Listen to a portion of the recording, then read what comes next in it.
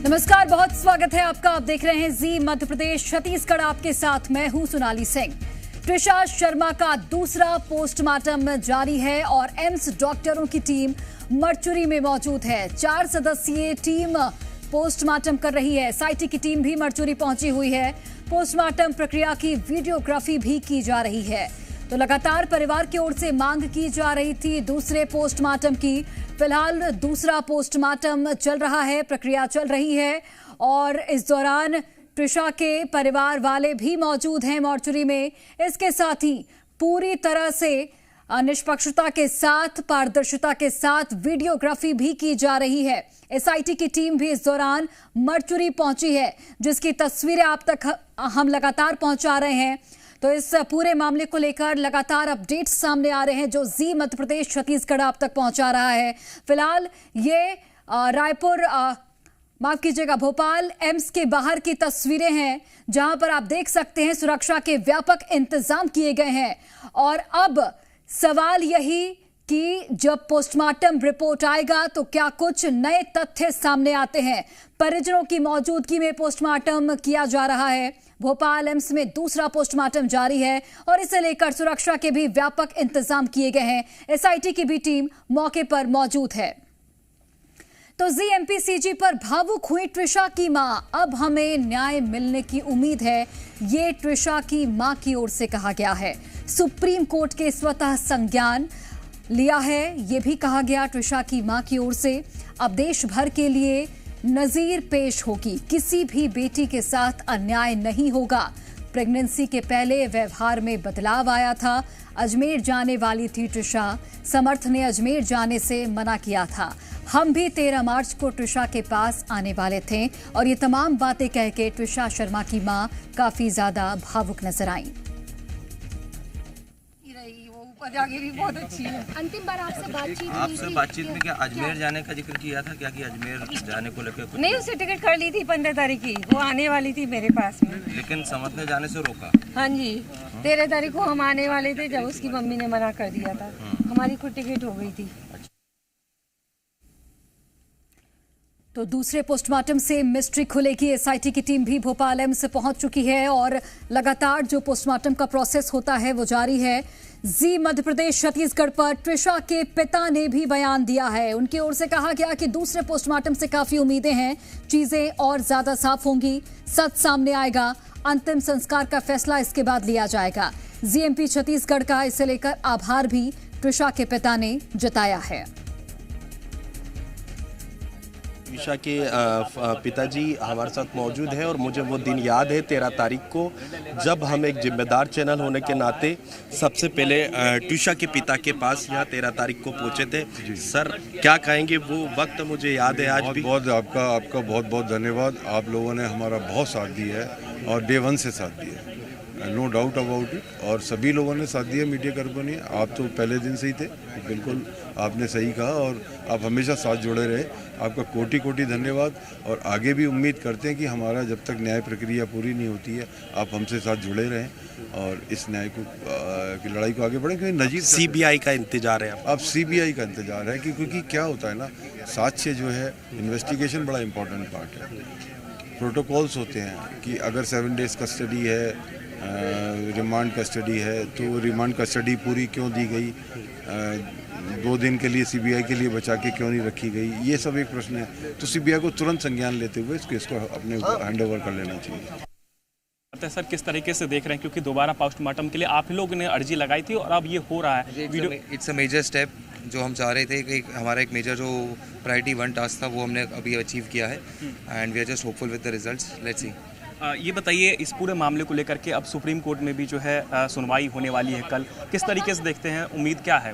हमारी उम्मीद यही है कि जो ट्रांसपेरेंसी हम हमेशा से चाह रहे थे वो फाइनली हमें आते हुए दिख रही है, तो it is a major step towards that. लगता है सुप्रीम कोर्ट जो फैसला सुनाएगा वो आप लोगों के जो है पक्ष में हो सकता है? मैं इसमें कोई कमेंट नहीं कर सकता हूँ एटलीस्ट, बट अभी जो हम ट्रांसपेरेंसी चाह रहे थे जो अभी तक मिसिंग थी, हर स्टेप में हमें कुछ दिखा नहीं है, हर स्टेप में अपोजिशन आया है और जो प्रोसेस की हम जो चाह रहे थे वो प्रोसेस फाइनली अभी हमें मिलेगी। इट्स अ मेजर स्टेप जो हम चाह रहे थे कि हमारा एक मेजर जो प्रायोरिटी 1 टास्क था वो हमने अभी अचीव किया है and we are just hopeful with the results. Let's see. हमारी उम्मीद यही है कि जो ट्रांसपेरेंसी हम हमेशा से चाह रहे थे वो फाइनली हमें आते हुए दिख रही है, तो it is a major step towards that at least. But अभी जो हम ट्रांसपेरेंसी चाह रहे थे जो अभी तक मिसिंग थी, हर स्टेप में हमें कुछ दिखा नहीं है, हर स्टेप में अपोजिशन आया है और जो प्रोसेस की हम जो चाह रहे थे वो प्रोसेस फाइनली अभी हमें मिलेगी। सर एक बार सेकंड पोस्टमार्टम खत्म हो जाए, परिवार का एक व्यक्तिगत फैसला है।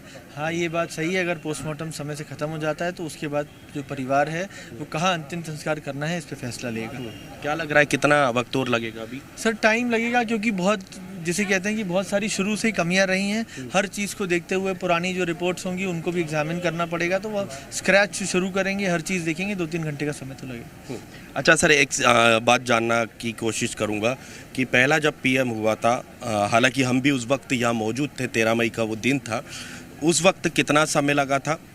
सर मुझे इस बात की जानकारी नहीं है कि पहले पीएम में कितना समय लगा, बट क्योंकि स्पेशली उच्च न्यायालय से कॉन्स्टिट्यूट करी गई है तो वो समय कितना भी लगे वो पूरी हर चीज़ हर बारीकी देखते हुए ही अपनी रिपोर्ट जमा करेंगी, तो उसमें जितना भी समय लगे वो समय वो लेंगे। 2-3-4 घंटे का समय तो फिर भी लगेगा।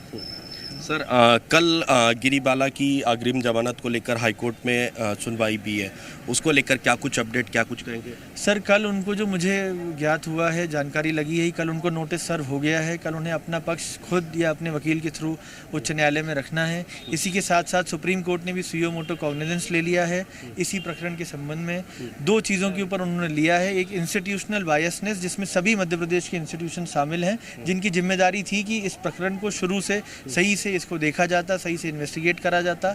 इसके अलावा प्रोसीजरल डिस्क्रिपेंसीज की बात हुई है, इन्वेस्टिगेटिंग एजेंसी की क्या कमी रही, एम्स की क्या कमी रही, जिसकी कमियां हैं उन पर भी कहीं ना कहीं एक बहुत अच्छा फैसला आएगा और जो लोग इसमें शामिल हैं, जिनने गलतियां करी हैं, उनको इस संबंध में सजा भी पड़ेगी।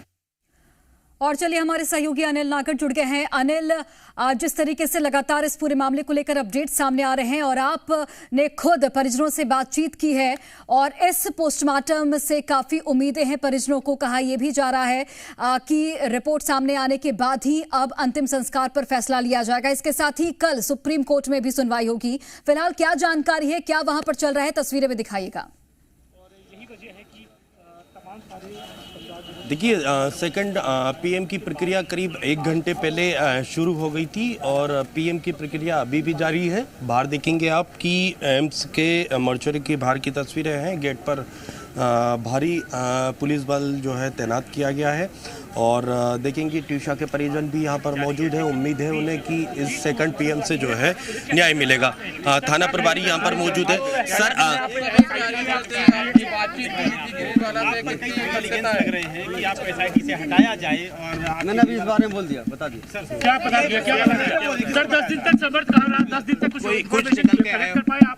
10 दिन तक आप मैं खोज के लाया जबलपुर से। आप खोज के लाए, कुछ बताया क्या इसमें? प्राइवेसी कुछ बताया क्या? लग रहे हैं कि नहीं, तो देखेंगे कि कटारा हिल्स थाना प्रभारी है, अभी फिलहाल ज़्यादा कुछ बोलने से बच रहे हैं। आरोप परिजनों की तरफ से लग रहे हैं, उसको लेकर क्या कहेंगे? अभी तक एसआईटी ये नहीं पता कर पाई है कि आखिर तौर पर उनका ये कहना है कि मैंने सुनील भैया एक एसआईटी जबलपुर में था। देखिए ये कटारा हिल्स थाना प्रभारी थे और इन पर कई तरह के सवाल खड़े हुए क्योंकि जो कॉल डिटेल्स गिरीवाला की निकलकर सामने आई थी। 13 तारीख को थाना प्रभारी से भी गिरीवाला सिंह ने बातचीत की थी। फिलहाल ज़्यादा कुछ सवालों से, मीडिया के सवालों से जो है बचते हुए थाना प्रभारी नज़र आ रहे हैं, लेकिन आप देखेंगे कि करीब 1 घंटे पहले जो है सेकंड पीएम की प्रक्रिया जो है वो शुरू हुई थी और अभी प्रक्रिया जारी है। ट्यूशा के परिजन यहाँ मौजूद है, एक बार बातचीत करने की कोशिश करेंगे। सर एक सवाल है, क्या ट्यूशा का अंतिम संस्कार पीएम के बाद भोपाल ही किया जाएगा? सर इसका जवाब यानी इसका फैसला तो पिताजी ट्यूशा के उनका ही हक है, मगर इच्छा तो यही है कि जहाँ पली बड़ी है वहाँ पर उसको लेके जाया जाए। जहाँ लोग इंतज़ार कर रहे हैं वहाँ पे पहुँचे, मगर प्रैक्टिकली संभव है या नहीं देखना पड़ेगा, डॉक्टर से सलाह लेनी पड़ेगी कि इस गर्मी में, और अब जो स्थिति शरीर की हो चुकी है या हो चुकी होगी उसको ले जाना संभव है या नहीं। तो भावना अपनी जगह पर है, पर प्रैक्टिकल अलग है। क्या कुछ प्लानिंग बातचीत बैठकर हुई है कि भोपाल में ही करना है?